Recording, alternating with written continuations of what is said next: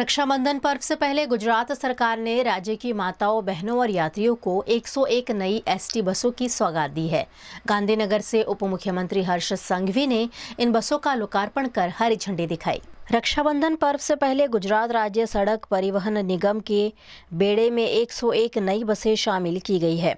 गांधीनगर से उप मुख्यमंत्री हर्ष संघवी ने 101 नई एसटी बसों का लोकार्पण कर उन्हें हरी झंडी दिखाई।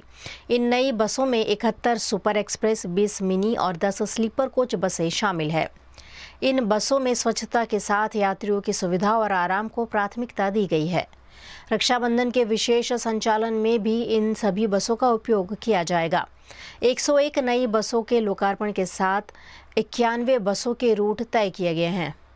इनमें से 65 नए रूट पर बसों का संचालन शुरू किया जाएगा। वहीं रक्षाबंधन के दौरान यात्रियों की भीड़ को देखते हुए 26 से 30 अगस्त तक राज्य भर में करीब 6500 अतिरिक्त बस ट्रिप चलाने की योजना बनाई गई है। अहमदाबाद, सूरत, वडोदरा और राजकोट समेत के मुख्य शहरों के अलावा अंबाजी, पावागढ़ और सोमनाथ जैसे तीर्थ स्थलों के रूट पर भी विशेष बसें चलाई जाएंगी।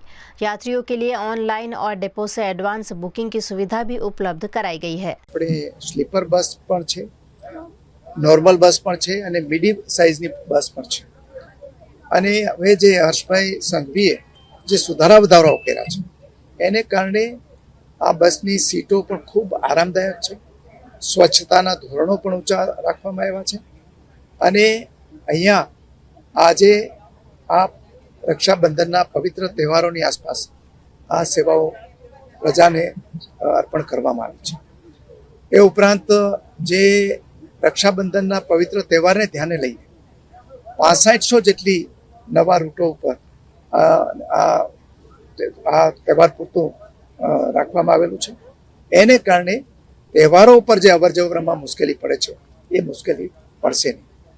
આ ગુજરાતની જે એસટી બસ સર્વિસીસ છે એ સમગ્ર ભારતમાં ગૌરવ લેવા જેવી ઉમદા સેવાઓ છે અને એને કારણે ગ્રામ્ય વિસ્તારના લાખો લોકોને રોજના પોતાના ડેસ્ટિનેશન સ્થળ ઉપર જવા માટે, નોકરિયાતોને પોતાના કામ ઉપર જવા માટે અને બાળકોને, વિદ્યાર્થીઓને પોતાને નિશાળે જવા માટે આ બસ સેવા એક ઉત્તમ માધ્યમ છે। સૌથી સલામત સવારી પણ છે અને સૌથી આરામદાયક સવારી પણ છે। હું ફરીથી રાજ્ય સરકારનો, માનનીય મુખ્યમંત્રી શ્રી ભૂપેન્દ્રભાઈ પટેલનો અને માનનીય નાયબ મુખ્યમંત્રી શ્રી હર્ષભાઈ સંઘવીનો આભાર માનું છું।